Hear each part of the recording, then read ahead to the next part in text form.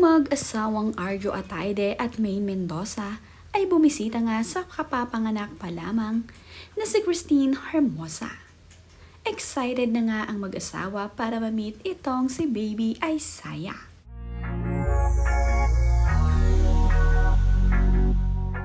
Agad ngang dumalaw ng hospital itong si Maine Mendoza at Arjo Ataide nang malaman ng anak na ang kanilang kaibigan na si Christine Hermosa. Magkasama nga ang mag-asawa na dumalaw dito sa kanilang kaibigan at excited na nga ang dalawang ito na ma-meet ang bunso ni Oyuboy at Christine. Ito namang si Vic Soto ay excited na nga rin na makita ang kanyang bunsong apo. Sa bahay na nga sila dumalaw kasama ang kanyang mga anak na si Tali at Baby Mochi. Kasama din niya ang kanyang may bahay na si Pauline Luna na dumalaw dito sa kanilang manugang. Marami na nga ngayong apo itong si Vic Soto dito kay Oyuboy Soto. 6 na nga ang kanyang apo dito sa mag-asawang Oyo at Christine. Ang bunso nga nilang si Timothy ay napaka-cute at napaka-gwapo. Dinalaw nga agad nila ito sa bahay nang malaman na nakauwi na. Hindi na nga sila sa ospital nagpunta upang maisama ang kanyang mga anak sa pagdalaw nila dito sa kapapanganak pa lamang na si Christine Hermosa. Excited na kasi itong si Pauline at itong si Vic na ma-meet ang kanilang bagong apo. Gustong-gusto nga nilang makita kung sino nga ba ang kamukha ngayon ng bunsong anak ni Christine Hermosa at Oyuboy Soto. Palaki nga ng palaki ang pamilya ni Vic Soto. Ngayon nga ay mayroon na siyang 10 apo. 6 nga dito kay Oyuboy at 3 kay Danica Soto. At sa kanya namang bunsong anak na si Paulina ay mayroon nga siyang 1 apo. 10 na lahat ang apo ni Vic Soto. Nakakatuwa naman nga na talaga namang napakasaya ng malaking pamilya ngayon ni na Vic Soto at Pauline Luna.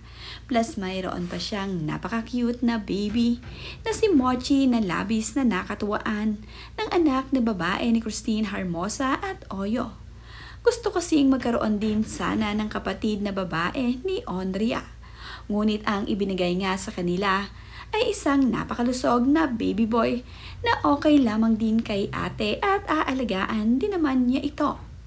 Ang kapapanganak pa lamang na si Christine Hermosa ay napansin naman agad ng netizens na napakaganda pa rin daw kahit bagong panganak ito.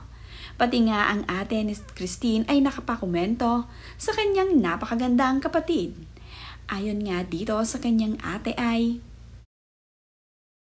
yung bagong panganak ka pero ito na ang pinakahulas that you can get. Paano ito, Lord? Yung walang kahit anong makeup like her too. But first, Lord, magbuntis muna kami. Miko, no? Then give birth like this naman. Love you, teen.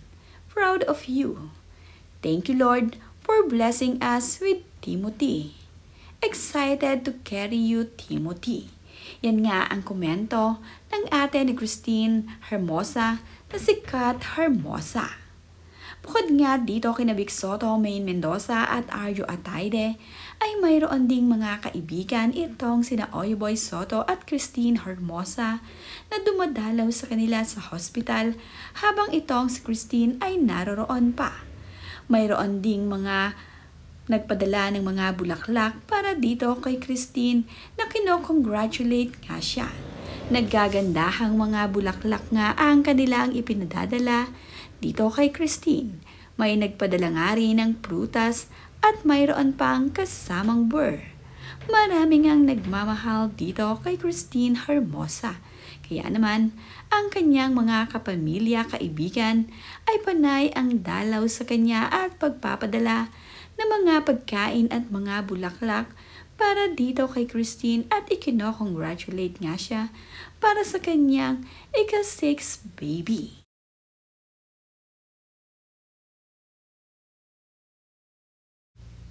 Sila naman nga ang mga anak ni Oyboy Soto at Christine Hermosa.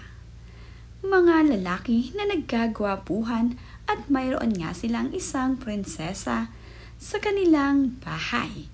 Ang nag-iisang prinsesa nga nila sa kanilang bahay ay itong si Andrea Soto.